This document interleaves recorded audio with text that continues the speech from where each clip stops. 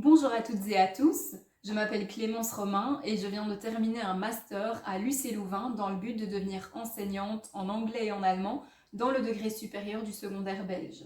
J'ai réalisé mon mémoire cette année et son but était de découvrir des techniques qui permettraient aux élèves souffrant de troubles de l'attention, avec ou sans hyperactivité, d'apprendre les langues étrangères plus facilement, que ce soit par eux-mêmes à la maison, avec l'aide de leur famille ou encore à l'école.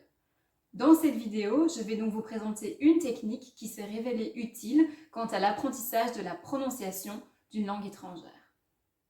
Elle consiste à utiliser des dictionnaires en ligne, comme par exemple le Collins Dictionary, pour écouter des mots dans la langue étrangère et les répéter.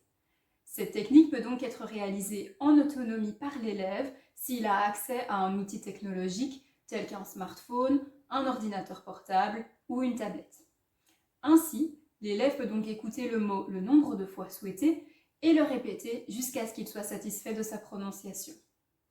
Les élèves TDAH sont souvent motivés par l'utilisation de technologies au sein du processus d'apprentissage et cela leur permet aussi de canaliser leur énergie.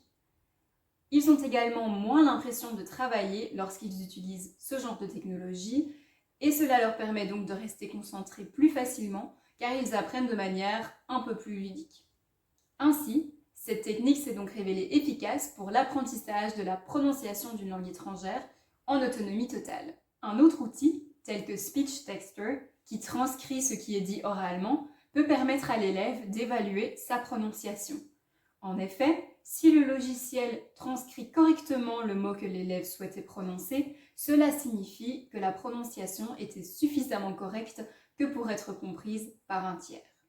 Divers dictionnaires proposent cette fonctionnalité, comme le Collins Dictionary pour l'anglais, le Larousse pour le français ou encore Pons pour l'allemand ou le néerlandais. Vous retrouverez des liens vers ces dictionnaires dans la description de cette vidéo et vous y trouverez également un lien vous emmenant vers Speech Texter, l'outil de transcription dont je vous ai parlé. Vous voici donc avec toutes les clés pour utiliser cette technique. Vous trouverez d'autres pistes concernant l'apprentissage des langues par des élèves TDAH dans la brochure qui est disponible dans la description de cette vidéo.